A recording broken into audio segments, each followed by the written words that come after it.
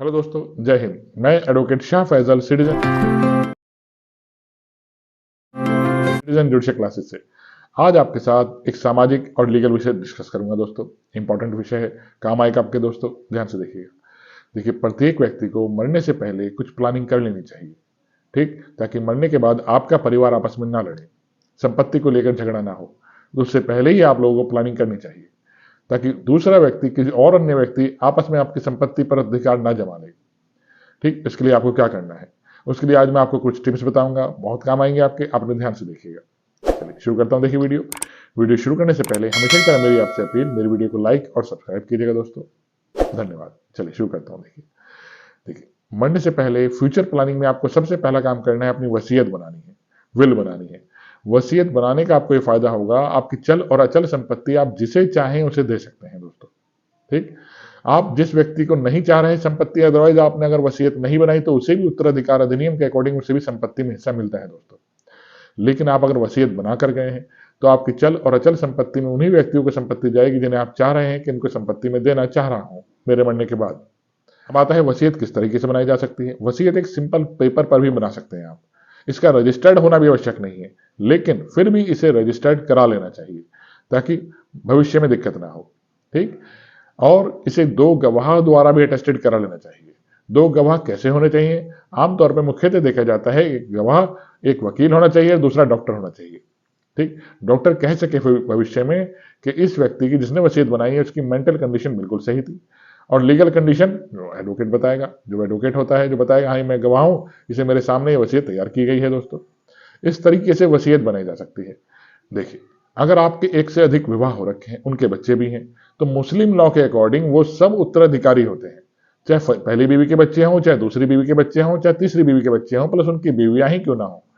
मुस्लिम law के according 4 विवाह valid है, और चारों के चारों विवाहिता जो बीवियां होती हैं वो सब पत्नी का दर्जा हासिल करती हैं दोस्तों। ऐसा हिंदू लॉ में नहीं होता। हिंदू लॉ में जो दूसरी बीवी होती है वो मिस्ट्रेस होती है, एक तरह से वो पत्नी का दर्जा हासिल नहीं करती, स्टेटस पत्नी का उसे नहीं मिलता हिंदू लॉ के अकॉर्डिंग। लेकिन मुस्लिम लॉ में दूसरी पत्नी को, तीसरी पत्नी को, चौथी पत्नी को स्टेटस मिलता है बीवी का, पत्नी का, और उनके बच्चों को भी अधिकार होता है संपत्ति में उत्तराधिकार का।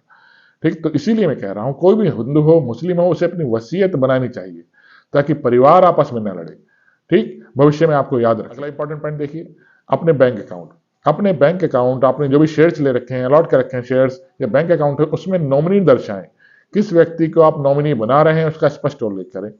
अगर आपने नॉमिनी नहीं बना रखा है किसी व्यक्ति को, तो उसमें आज ही नॉमिनी बना लें दोस्तों, कि आपके मरने के बाद इस आपके बैंक अकाउंट में शेयर्स का कौन उत्तराधिकारी होगा उसमें स्पष्ट उल्लेख करके जाएं। ठीक दोस्तों, अगर आपने नॉमिनी का कॉलम नहीं भरा तो भविष्य में आपके बच्चों को दिक्कत आएगी, तो नॉमिनी का कॉलम फिल कर लीजिएगा दोस्तों। ठीक, नॉमिनी और बेनिफिशरीज में अंतर होता है। बेनिफिशरीज जो होंगे वो आपके बच्चे होंगे, आपके उत्तराधिकारी कहलाते हैं। नॉमिनी किसी भी व्यक्ति को बनाया जा सकता है। ठीक, नॉमिनी का सिर्फ ये काम होता है कि जब तक बेनिफिशरीज नहीं आते वो संपत्ति का ध्यान रखता है नॉमिनी, लेकिन जब बेनिफिशरीज आते हैं तब उसे दिक्कत नहीं आती। अगला इंपॉर्टेंट पॉइंट देखिए, आजकल क्या है, गूगल पे, फोन पे, पेटीएम, इस तरह की ऐप चल चुकी है। आपके मरने के बाद आपके फोन का पासवर्ड तक आपके बच्चों को पता नहीं होता।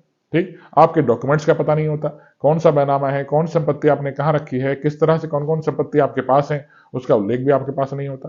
ठीक, तो उन सब डॉक्यूमेंट्स को, उन सब पासवर्ड को एक डायरी में लिखें और सारे दस्तावेजों को एक संदूक में रखें, ताकि आपके मरने के बाद आपके परिवार को परेशानी ना हो। ठीक, आपके मरने के बाद आपका परिवार देख सके भाई ये बैनामा है, ये पासवर्ड है।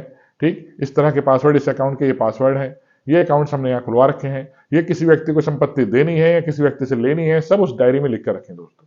ये भी भविष्य की प्लानिंग आपको करनी है, ताकि जिसको संपत्ति जा रही है, जिससे आप लेनी है, या आपके मरने के बाद जो अधिकारी है वो आपको परेशान पाते हैं। चौथा पॉइंट सबसे इंपॉर्टेंट है।